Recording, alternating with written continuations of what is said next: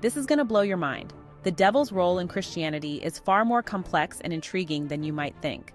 The Bible provides a profound yet mysterious account of the devil's origins.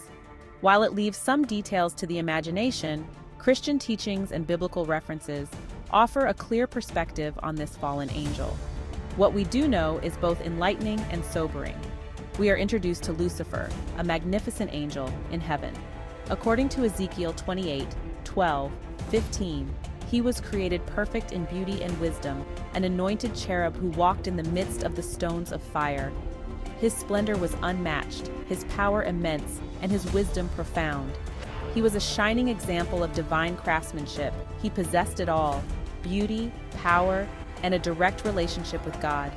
However, as Isaiah 14:12-15 describes, Lucifer's heart became proud because of his beauty, and he corrupted his wisdom for the sake of his splendor.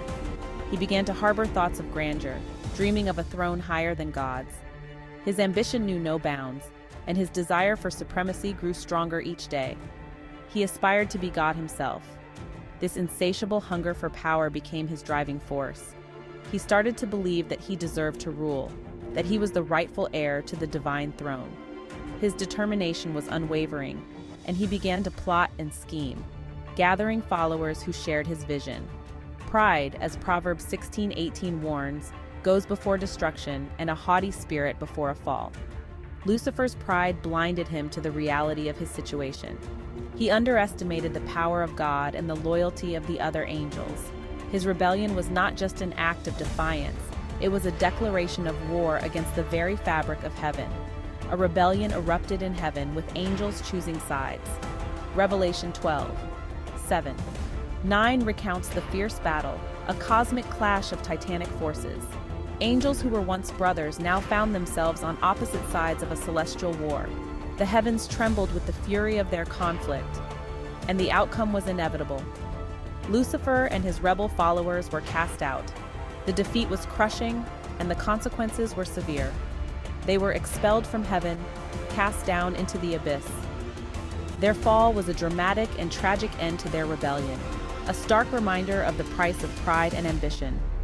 Now he is known as Satan, the adversary, the devil.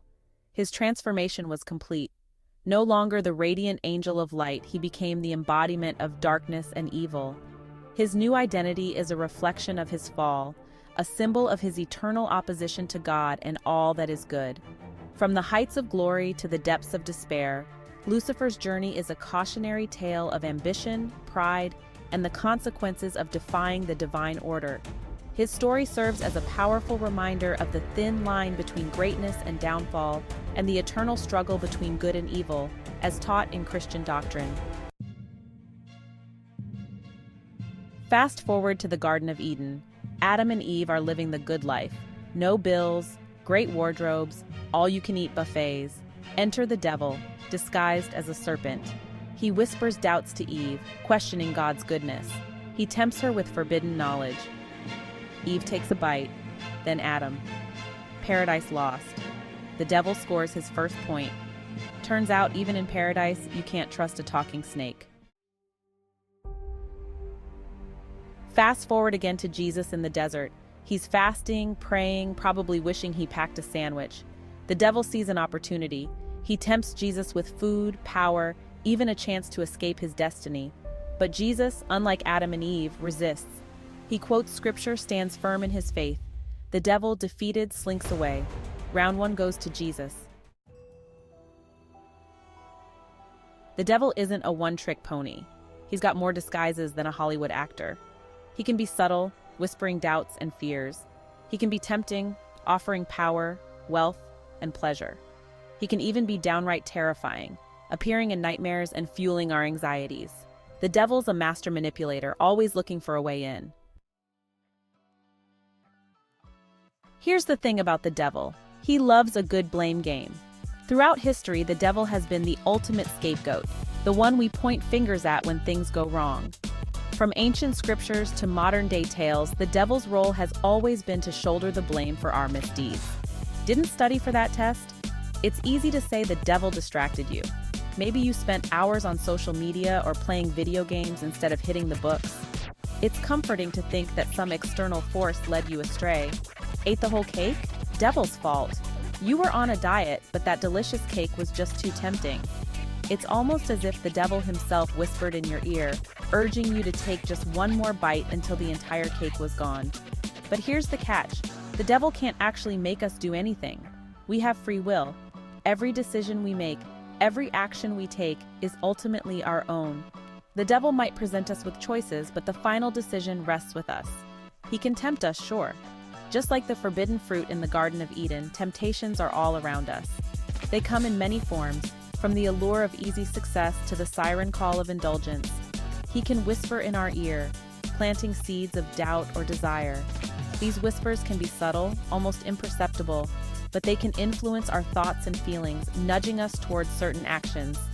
But ultimately, we make the choice. We stand at the crossroads, weighing our options, considering the consequences. It's in these moments of decision that our true character is revealed. Blaming the devil is just an easy way out.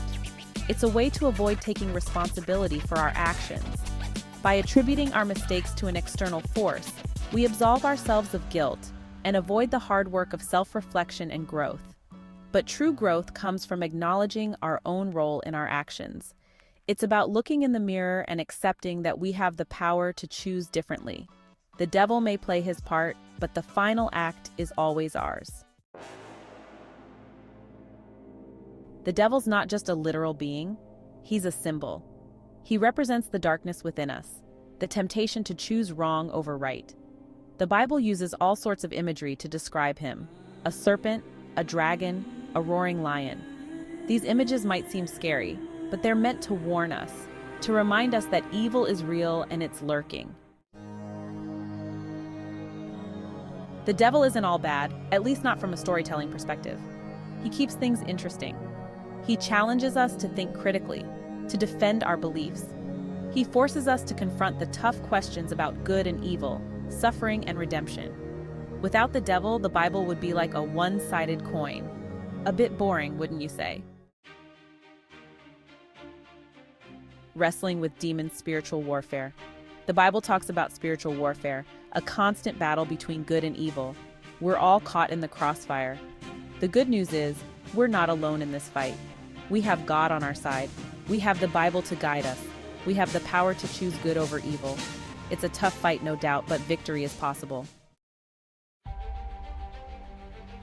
Heaven's most wanted, the devil's ultimate fate. The devil might be powerful, but he's not invincible. The Bible tells us that in the end, he's defeated, cast into the lake of fire, game over. It's a grim ending, but it's a reminder that evil doesn't win. Good triumphs, justice prevails. The devil in the details, interpretations, and debates. Not everyone agrees on the devil's origins or his role in the universe. Some see him as a literal being, others as a symbol. Some believe he's a fallen angel, others see him as a literary device. The Bible leaves room for interpretation. That's part of what makes it so fascinating. The devil today, still relevant or outdated? Is the devil still relevant in our modern world? In an age where technology and science dominate our lives, the concept of the devil might seem archaic, a mere myth from ancient times. Yet the question persists. Some might say he's an outdated concept, a relic of a bygone era, but look around. The symbols and stories of the devil have been woven into the fabric of human history for centuries. From ancient scriptures to medieval folklore, the devil has always been a representation of the darker side of human nature. The world is full of suffering, violence, and injustice. These are not just abstract concepts, but real issues that affect millions of lives every day. The devil, in many ways, symbolizes these very forces of chaos and destruction.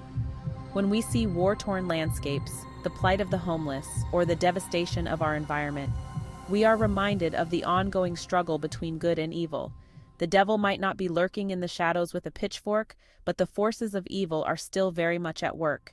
In dark alleyways where crime festers, in corporate boardrooms where greed and corruption take root, and in the hearts of those who choose to harm others, the essence of what the devil represents is ever present.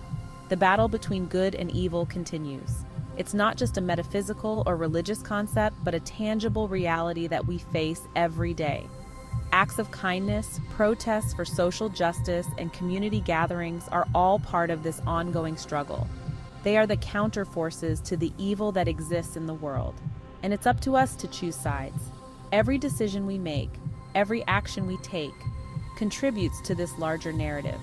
Will we stand by and let the forces of evil prevail, or will we take a stand for what is right and just? The choice is ours, and it is a choice we must make every single day.